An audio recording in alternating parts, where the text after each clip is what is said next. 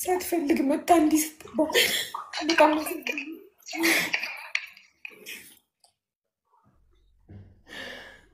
በዚህ ልክ ባልተሰበኩ በዚህ ልክ ባልወደኩ ነበር። በዚህ ልክ ይሄን ሁሉ አመት እንደዚህ ሲሆን አንድ ድጋፍ ባላጣው ነበር።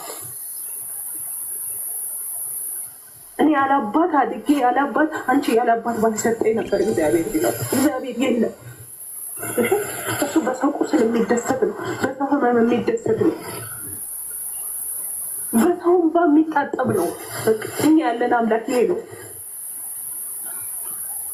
በኔ ለቅሶ የሚስቅ ነው ያለው፣ በኔ ህመም የሚስቅ ነው ያለው፣ በኔ መጎዳት የሚስቅ ያለው፣ እኔን እየሰበረ መዝናናት የሚወድ አምላክ ነው ያለው።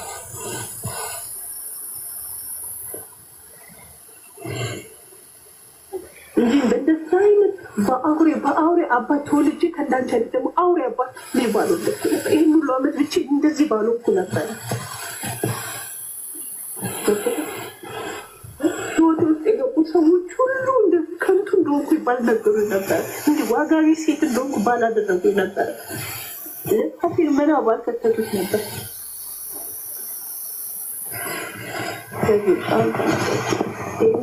አሁን ፊትሽ ከፍቼ ለጠጣው ወይስ ለሄድ በቃ እየጠየኩሽ ነው።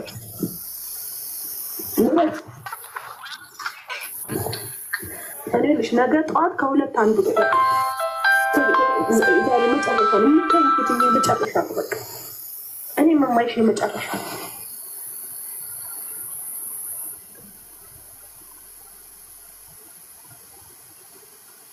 ተናገሪ ማለት ጊዜ የለኝም። ተናገሪ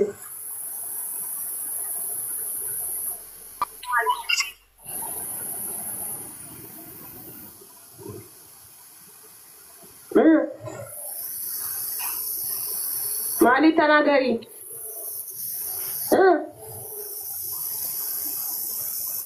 ምን ጮክ በይ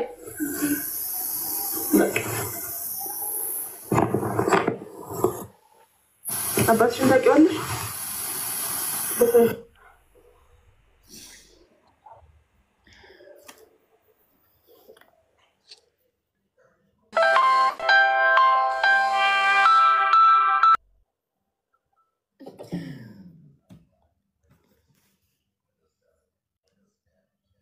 ይሄኛም እንደዚህ ያለቀሰው እኔ ኑኑዬን በልጅቷ ቦታ አድርጌ ነው። አሳዝነኝ ነው። ሳትፈልግ ወደዚህ ምድር ፍጠሩ ይሳጥል ሳትፈልግ መጣ እንዲህ ስትባል በጣም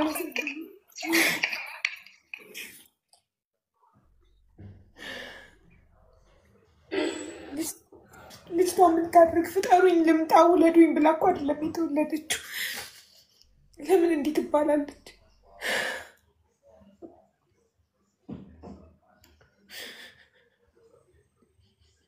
የ11 ዓመት ልጅ ቁጭ አድርጎ እንደዚህ እንጂ ጭንቅላቷ ድጋሚ ሰው ትሆናለች። ጥያቄ ልጨርስ። አዲስ ይህን ቪዲዮ ሳይ እኔ በጣም ነው የታመምኩት። እንደ እናት እንደ ሴት ልጅ እናት ሳየው ልጅሽ በልጅሽ ቦታ ላይ እኔ የኔ ልጅ አስቀመጥኳትና እንደዚህ አይነት ቃላት እየተናገርኳት ኢማጂን አድርጌ መቆጣጠር አልቻልኩም። ራሴን ስቅስቅ ይሄን ያለቀስኩት በጣም ነው ልቤ የተሰማው።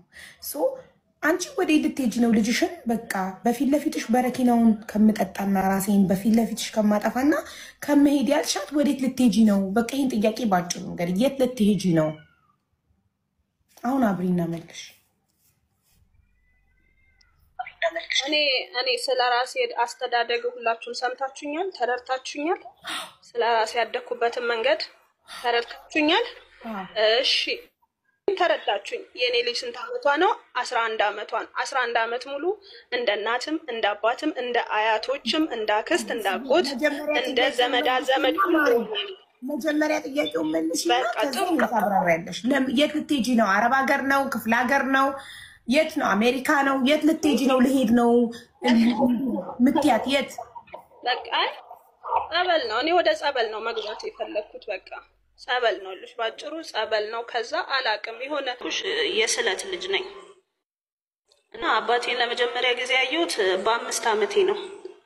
እስከዛ ድረስ እሱም እናቴን ትቷት ሄዶ ያው እሱ እንደሚለው ከሆነ ራሱ መወለዴን በህልሙ አይቶ ምናምን ከናዝሬት ሰው ልኮ ያዋሽ ሰው ነውና ከናዝሬት ሰው ልኮ ሴት ልጅ ትወልዳለች ምናምን ተብሎ ተወልጄ የኔ አባት ግን የመጣው የ5 ዓመት ልጅ እያለው ነው።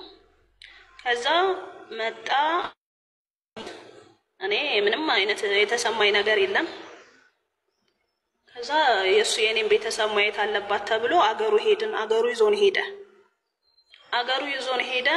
በቃ ከዚህ በኋላ በስለት ያገኘኋት ልጄ በፍጹም ይዘሽ መሄዳችን እዚሁ ነው የምትኖሩት ብሎ እዛው ቀረ። እዛ ሲቀር ግን የኔ አባት ቤት ለአባቴ አንድ ነኝ የስለት ልጅ ነኝ ብለሻል። ግን እናቴ 6 ልጆች አላት ብለሻል። እንዴት ነው የሆነው? አልገባኝ። ማባድ ነው ግን ፈጣሪ አይሳሳትም። ፈጣሪ ተቆጥቶ አሁን አንቺን አካልሽን ቢያጎለው ፓራላይዝ ቢያደርግሽ መንቀሳቀስ እንዳትችይ ቢያደርግሽ ልጅሽ ምንም አትሆንም። 11 ዓመቷ ነው። 11 ዓመት ያኖራት አምላክ አሁንም ያኖራታል። ታድጋለች። አንድ እናት ስትወልድ በምጥ ስትወልድ ሞታ ልጅን አንስቶ ማደጎ ቤትም ተሰጥቶ የትም ቦታ ያድጋል። ግን ፈጣሪ እሱ አሳሳት ለሌላው ያልሰጠውን ለአንቺ የሰጠሽ ብዙ ነገር አለ። አይን የሌለው ሰው አለ፣ አንቺ ግን አይኖች አሉሽ። ጆሮ የሌለው ሰው አለ፣ አንቺ ግን ትሰሚያለሽ። ገባሽ? ጆሮ አለሽ።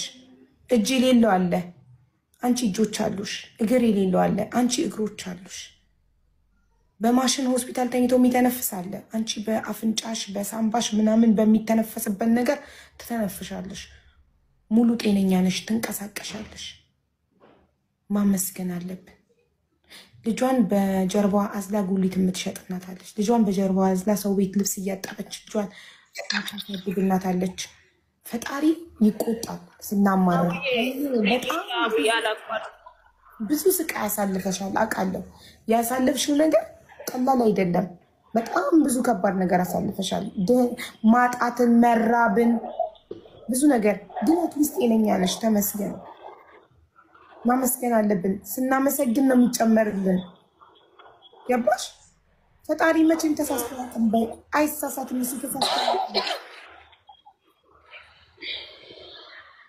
አንድ ልጅ ናት። በዛ ላይ 11 ዓመት ልጅ ደርሳለች እና በጣም ታሳዝናለች ልጅሽ። እኔ እውነቱን ልንገርሽ ከአንቺ ለልጅሽ ነው ያዘንኩት። ወጣት ነሽ፣ ሙሉ አካል አለሽ፣ ምንም ነገር ሰጥተሽ መኖር ትችያለሽ። እቺ ልጅ ግን አይምሮዋ ተበላሸ፣ አይምሮዋ ተነካ። አሁን ያለመፈለግ ስሜት ይሰማ ማለት አንቺ ላይ የደረሰበት ነገር እሱ ወደ እሷ አመጣሽ።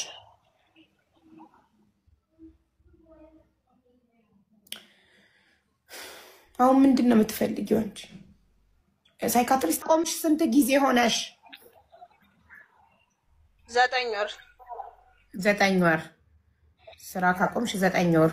ከ9 ወር በፊት ስራሽ ምን ነበር? ምግብ ቤት። የራስሽ ካፍተሽ? አዎ የራሴ። ከስራሽ ነው የዘጋሽው? አዎ ከስሬ ነው።